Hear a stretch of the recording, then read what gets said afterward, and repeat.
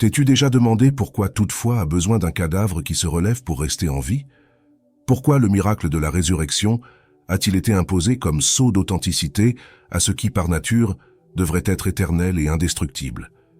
Il y a quelque chose de profondément malade dans une doctrine qui ne tient debout qu'en niant la mort, comme si le corps, ce temple de l'existence finie, devait être vaincu pour que l'esprit soit validé. Mais que cache vraiment ce mythe? Ce qui a été sacrifié au nom de la vie éternelle, ce n'est pas le corps d'un homme, c'est la liberté de penser sans chaîne sacrée. Spinoza nous avertirait.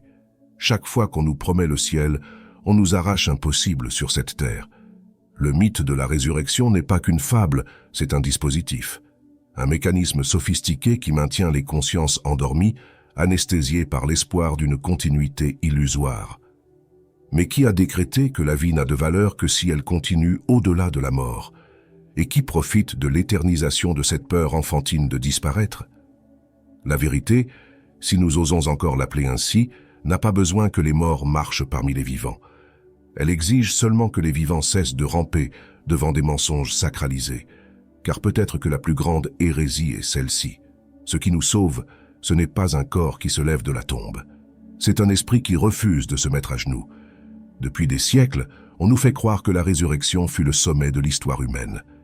Et si, au contraire, elle était la plus grande interruption? Et si, en transformant la mort en spectacle, ils avaient tué ce qu'il y avait de plus humain dans la vie elle-même? La douleur, la faim, le vide, tous ces éléments ont été détournés et reprogrammés, non pour nous libérer, mais pour nous soumettre à un récit qui nous rend complices de notre propre captivité. Et le plus ironique, c'est que beaucoup défendent ce mensonge comme s'il s'agissait de la seule chance de rédemption, alors qu'il ne s'agit peut-être que du dernier maillon de la chaîne. Spinoza ne cherchait pas des miracles, il cherchait la cohérence. Pour lui, Dieu n'était pas un illusionniste, mais la logique même de l'univers, manifestée dans tout ce qui existe. Alors pourquoi accepter comme divin un événement qui viole les lois qui soutiennent Dieu lui-même? Pourquoi idolâtrer une fraude sacrée au lieu de contempler le sacré qui se révèle dans le simple fait d'être vivant, de penser, d'exister? La réponse est peut-être enfouie dans la peur ancestrale de reconnaître qu'il n'y aura personne de l'autre côté. Et c'est justement là que naît la liberté, quand l'âme, dépouillée de promesses, regarde l'abîme et choisit malgré tout d'avancer. Alors, avant que cette vidéo ne continue, tu dois te poser une question. Es-tu venu ici pour être réconforté ou pour te réveiller? Car si c'est pour la première raison, fuis maintenant. Mais si c'est pour la seconde, reste. Car ce qui va être dit n'est pas un blasphème, c'est une graine. Et peut-être que, comme toute ancienne vérité, elle devra d'abord tuer quelque chose en toi, pour que ce qui sommeillait depuis toujours puisse enfin naître. L'idée de résurrection est une violence esthétique contre le réel, comme si la peur de la décomposition, du corps qui retourne à la terre et se réconcilie avec le silence, était trop insupportable pour la vanité humaine. Ainsi, on a construit un antidote symbolique contre la faim, enveloppé dans des récits sacrés, où la mort cesse d'être un point final pour devenir une simple virgule dans un conte éternel. Mais demande-toi, quel genre de vérité doit nier la faim pour paraître sacré? Quel Dieu est-ce là, qui ne peut être vénéré que s'il promet une seconde chance, comme si la première n'était pas suffisante? Peut-être que le mythe de la résurrection n'a pas été écrit pour libérer l'homme de la peur de la mort, mais pour l'enchaîner à la négation de la vie. Derrière la beauté poétique du tombeau vide, il y a un engrenage invisible, méticuleusement conçu pour affaiblir l'esprit critique. Car un Dieu qui ressuscite est un Dieu qui valide les règles du jeu, qui renforce le pouvoir de ceux qui contrôlent le récit. Et dans ce théâtre cosmique, celui qui ose douter de la scène finale, le retour triomphal du martyr, est banni, qualifié d'hérétique, exclu du confort de la narration collective. Mais qui a dit que la vérité était confortable? Qui a dit que la réalité devait se plier à nos désirs enfantins de continuité? Spinoza ne l'aurait jamais dit. Pour lui, la liberté ne résidait pas dans la foi, en des promesses surnaturelles. Elle résidait dans la compréhension que l'éternité palpite déjà dans l'ordre et la nécessité de tout ce qui est. La foi en la résurrection est, au fond, un refus du temps, un cri contre l'irréversible, un mécanisme de résistance à l'acceptation de notre finitude, de notre contingence, de notre passage éphémère. Mais en refusant la fin, nous nions aussi le miracle de la présence. Le présent devient une attente, une antichambre du plus tard divinisé. Combien de vies ont déjà été gaspillées à cause de cette attente? Combien de consciences ont été domestiquées par le délire que la véritable vie commence après la mort? Comme si ce moment, ce corps, cette pensée, tout cela n'était qu'un brouillon d'un prétendu paradis à venir. Et ainsi, la vie passe, pendant que tous s'agenouillent devant une éternité qui ne vient jamais. Ce que nous appelons un miracle peut, en réalité, n'être qu'un tour de langage. La résurrection n'est pas un événement, c'est une idée. Une idée inventée par des hommes qui ont compris le pouvoir de promettre l'impossible. Car celui qui promet l'immortalité n'a pas besoin de prouver quoi que ce soit maintenant. Il lui suffit que tu y crois. Et si croire suffit, alors penser devient une menace. Le doute devient un péché. La raison, une rébellion. Et la philosophie, ce cri dérangeant qui nous arrache à la caverne, doit être réduite au silence. Mais la vérité, même étouffée, possède une manière bien à elle de survivre. Elle s'infiltre dans les fissures, dans les questions maudites, dans les tourments qui persistent après toutes les prières. Peut-être qu'il n'y a jamais eu de retour triomphal. Peut-être que le corps est simplement retourné à la terre, et c'est tout. Mais c'est justement là que la vérité se révèle, non pas comme un spectacle, mais comme une acceptation. L'éternité dont parlait Spinoza n'est pas chronologique, elle n'est pas posthume. C'est la compréhension que tout ce qui est Dieu, y compris la mort, y compris la fin. L'illusion de la résurrection, au contraire, nous empêche de le voir. Elle nous éloigne de l'immanence, de la liberté de comprendre que bien vivre, ce n'est pas se préparer à ressusciter, c'est s'unir au présent. Et là, aucune religion ne peut nous sauver, car seule la lucidité sauve. Et la lucidité, lorsqu'elle arrive enfin, est comme la mort de l'ancien moi. Il n'y a pas de retour. La résurrection n'est qu'un artifice symbolique pour maquiller le désespoir humain face à la fin. Une tentative désespérée de prolonger une histoire où le protagoniste refuse de quitter la scène. Mais si tout ce qui naît meurt, pourquoi s'acharner à créer des exceptions? Pourquoi avons-nous besoin de croire qu'à un moment donné de l'histoire, la mort aurait échoué? La réponse est plus sombre qu'il n'y paraît, parce qu'il est plus facile de manipuler ceux qui ne supportent pas de perdre. Et le dogme de la résurrection est devenu cela. Une consolation empoisonnée, un soulagement qui exige en échange la reddition de l'autonomie intellectuelle. Ce n'est pas un hasard si ce récit est devenu le pilier de tant de religions. Il apprivoise le chaos et transforme la tragédie en spectacle divin. La foi dans le retour du mort est, avant tout, une fuite devant la responsabilité de vivre consciemment. Car s'il existe une seconde chance après la tombe, alors l'erreur présente devient acceptable. Si tout sera restauré dans l'au-delà, alors tout peut être négligé ici. Cette logique perverse nous éloigne de la seule sainteté qui compte réellement, l'engagement radical envers le présent. Et c'est là que le mythe révèle sa fonction la plus perverse. Il vole à la vie son caractère sacré, le transférant vers un décor ultérieur, inaccessible, où les conséquences ne sont pas vécues, mais simplement rachetées. Comme si la justice, l'éthique, la compassion pouvaient être indéfiniment reportées au nom d'un salut futur. Mais Spinoza nous dirait, le salut n'est pas une récompense, c'est une compréhension. Ce n'est pas un prix accordé aux croyants, mais un état de lucidité conquis par le penseur. Et cette lucidité ne pourrait jamais coexister avec le délire d'une résurrection littérale. Car la raison n'accepte pas les miracles, non par arrogance mais par révérence pour l'ordre du réel. Le miracle, tel qu'on nous l'a enseigné, est une rupture. Mais ce qui rompt véritablement le flux naturel des choses ne peut jamais être divin. Dieu, pour Spinoza, est la substance infinie qui s'exprime en tout, y compris dans la décomposition. Rejeter la fin du corps, c'est rejeter Dieu lui-même manifesté dans la matière. La véritable hérésie, donc, est de nier la mort au nom de la foi. Le mythe de la résurrection a besoin de témoins aveugles, de regards qui ne voient pas, d'oreilles qui n'entendent que ce qu'on leur permet. Car si quelqu'un ose observer clairement, tout s'effondre. Aucune preuve concrète, aucun corps physique réapparu, aucune trace tangible, seulement des mots. Et les mots, nous le savons, sont malléables. Il suffit d'un évangile apocryphe oublié, d'un manuscrit brûlé, d'un théologien réduit au silence, et le miracle disparaît. Que reste-t-il? seulement l'écho de la croyance répétée depuis des siècles. Mais la croyance n'est pas la vérité, la foi n'est pas une preuve. Et répéter quelque chose 1000 fois ne le rend pas réel, cela le rend simplement confortable. Et c'est justement ce confort qui empêche des millions de se libérer. Il n'y a rien de plus dangereux qu'un mensonge sacré, car on ne peut le questionner sans que le questionneur ne soit brûlé avec lui. Et c'est ainsi qu'a été construit l'empire de la résurrection, sur les cendres de ceux qui ont osé poser des questions.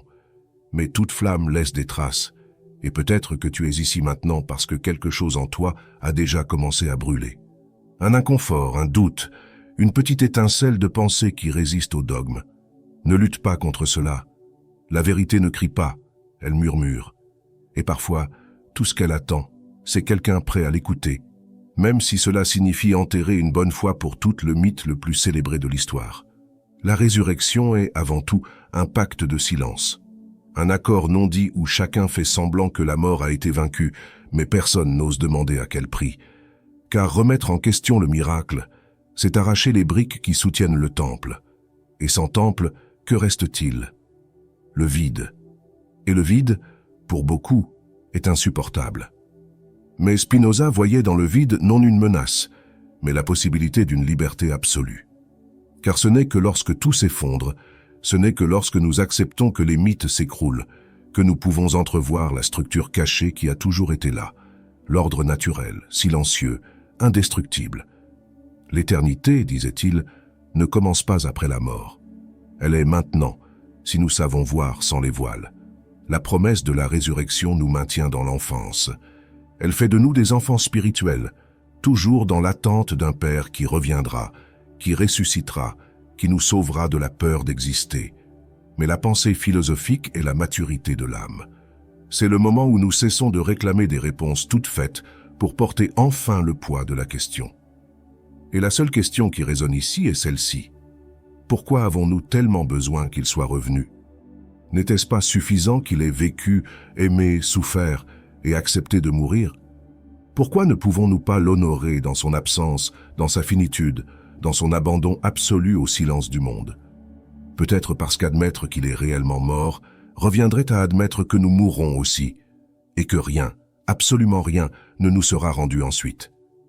Mais derrière ce besoin de retour se cache une peur encore plus profonde. La peur d'être seul responsable de notre existence, car s'il n'y a pas de résurrection, alors il n'y a pas de tribunal final, pas d'ange pour noter nos péchés, pas de juge cosmique nous observant d'en haut. Il n'y a que nous, la vie, et les conséquences de nos choix. Et cela, cette liberté brutale, est insupportable pour ceux qui ont été conditionnés à obéir. Mieux vaut croire qu'il y aura une seconde chance, mieux vaut rester petit, dévot, soumis. Mieux vaut suivre les règles dictées par ceux qui prétendent avoir vu le tombeau vide, plutôt que d'assumer la responsabilité d'être l'auteur de son propre salut. Spinoza démasque le sacré en l'intégrant au réel. Il ne nie pas Dieu, il le désinstitutionnalise. Il ne tue pas le divin, il le libère de la prison des dogmes. Et c'est pourquoi sa philosophie brûle encore comme une hérésie, parce qu'elle n'a pas besoin de miracles pour être sacrée. Dans sa pensée, la résurrection se dissout comme une vapeur inutile. Ce qui demeure, c'est la substance unique, éternelle, qui s'exprime dans chaque atome, dans chaque instant. Le corps qui meurt retourne à la nature, et cela suffit. Il n'y a pas de spectacle, pas de gloire théâtrale, pas besoin de prouver quoi que ce soit à qui que ce soit. Le véritable retour n'est pas celui du corps, c'est celui de la conscience à son état le plus élevé, la compréhension. Nier la résurrection, ce n'est pas nier Jésus, c'est peut-être l'honorer plus profondément. C'est le retirer du piédestal du mythe et le ramener sur la terre des hommes, là où sa vie et sa mort prennent sens, sans qu'il faille recourir à des artifices finaux. Car le véritable miracle, ce n'est pas quelqu'un qui revient d'entre les morts. Le véritable miracle, c'est quelqu'un qui a vécu avec une telle intensité, une telle vérité, que même mort, il ne disparaît jamais de la mémoire du monde. Et cela, oui, c'est l'éternité. Non parce que son corps s'est relevé, mais parce que son existence a résonné comme un éclair que personne n'a pu éteindre. Le culte de la résurrection est le reflet du désespoir humain face à l'absence de sens immédiat. Un désespoir si profond qu'on a préféré bâtir un mensonge glorieux plutôt qu'affronter la nudité de la finitude. Et ce mensonge, bien construit, émotionnellement irrésistible, enveloppé de promesses de retrouvailles et de gloire céleste, est devenu sacré, non parce qu'il était vrai, mais parce qu'il était insupportable de vivre sans lui. Mais Spinoza nous offre une autre issue, celle d'une pensée qui ne se courbe pas devant la peur, qui ne cède pas au chantage émotionnel de l'éternité, qui préfère la lucidité libre au réconfort narcotique. Et peut-être est-ce pour cela qu'il fut tant détesté par ceux qui vivent de la foi des autres. Car la pensée libre est, par nature, une menace pour tout empire bâti sur l'espoir aveugle. Au nom de la résurrection, des millions s'agenouillent devant un tombeau vide et ignorent ce qui est encore vivant en eux. Ils désapprennent à faire confiance à leurs propres yeux, à leurs propres sentiments, à leurs propres raisons. Ils remplacent l'expérience directe de l'existence par des dogmes importés, récités comme des mantras, comme si répéter équivalait à comprendre. Et c'est ainsi que la foi devient contrôle, et le contrôle, anesthésie. La résurrection, dans ce contexte, n'est pas un symbole de libération, c'est un instrument de domination.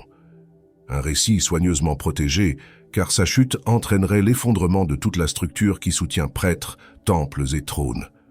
Mais si tout ce qu'on nous a dit n'était qu'une tentative désespérée d'empêcher que nous découvrions la vérité la plus simple et aussi la plus terrifiante, celle qu'il n'y a pas d'autre monde, ni ciel, ni enfer, aucun retour.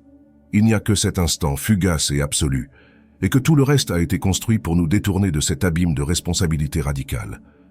Car en admettant que tout finit, que tout meurt, nous sommes forcés de demander « Que vais-je faire alors du temps qui me reste ?» Et cette question, si simple, est aussi si révolutionnaire que les institutions préfèrent ensevelir la vérité sous des couches de liturgie, de rituels et de promesses. Spinoza, en affirmant que Dieu est la nature elle-même, déplace complètement l'axe de la foi. Il nous oblige à abandonner le spectacle et à faire face au réel, à accepter que l'éternité n'est pas un lieu où l'on va, mais une manière de percevoir le présent. Que vivre pleinement, avec clarté et puissance, est le seul acte de salut possible. Et face à cela, la résurrection devient non seulement inutile, mais une distraction, un détour, un retard. Car pendant que nous attendons que les morts se relèvent, nous oublions de nous relever nous-mêmes. Pendant que nous espérons le retour du Sauveur, nous cessons de nous sauver. Et c'est pour cela que cette vérité fut cachée, étouffée, réduite au silence pendant des siècles. Parce qu'elle ne sert pas les puissants, elle ne nourrit pas les temples, elle ne génère pas de dîmes, elle ne renforce pas les institutions. La vérité que Spinoza a osé toucher est une menace précisément parce qu'elle ne peut être ni achetée, ni priée, ni imposée.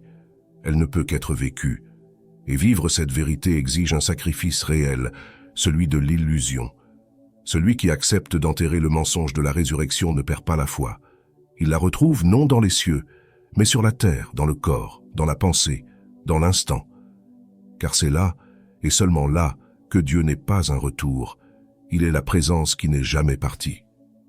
La résurrection, dépouillée de son charme liturgique, révèle sa véritable nature. Non pas un acte divin, mais un mécanisme psychologique.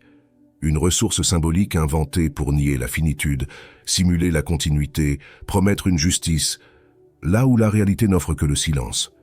Le corps du Christ qui se serait levé du tombeau est moins une révélation qu'une réponse désespérée à notre refus d'accepter la fin. Mais Spinoza désarme cette structure avec une seule question, implicite dans toute son œuvre. Pourquoi le divin aurait-il besoin de violer ses propres lois pour se révéler comme vérité? Ne serait-ce pas plus divin encore d'accepter le flux ininterrompu de l'être, où la mort n'est pas l'ennemi de la vie, mais sa conséquence naturelle et nécessaire? Nier cette acceptation, c'est ce qui maintient actif le cycle de l'illusion. La croyance en la résurrection paralyse le temps intérieur, emprisonne l'homme dans un cycle de culpabilité, d'attente et de dépendance. Tu n'es plus responsable de ta propre illumination. Elle viendra avec le retour de celui qui est mort pour toi. Tu n'as plus besoin d'affronter ton chaos, ton abîme, ton vide. Il suffit de croire qu'il est ressuscité et tout le reste te sera donné. Et c'est précisément là que le mythe devient poison. Il déplace la puissance de l'individu vers un événement extérieur, passé, invérifiable. Pendant ce temps, la vie réelle, concrète, impermanente, précieuse, s'écoule entre les doigts étouffés par des promesses qui ne seront jamais tenues. Spinoza ne nous offre pas le réconfort, il nous offre la lucidité, et la lucidité fait mal. Elle exige que nous regardions la mort non comme une erreur, mais comme un lien, que nous comprenions que la véritable éternité ne réside pas dans les miracles, mais dans la cohérence qui relie tout ce qui existe, de la naissance à la décomposition, de la joie au deuil, du premier souffle au dernier silence. Le tombeau n'est pas vide. Il est rempli de métaphores mal comprises, de peurs déguisées en foi, de vérités ensevelies sous des récits. La seule chose qui doit peut-être ressusciter, c'est notre courage de regarder la réalité sans le voile de la promesse. Car au fond, ce qui nous hante, ce n'est pas la fin, c'est le silence qui suit. Et c'est dans ce silence que vit la question que toute religion veut empêcher d'entendre. Est-il vraiment nécessaire de continuer à croire que quelqu'un reviendra? Ou ne serait-il pas plus révolutionnaire de commencer à vivre comme si personne ne venait?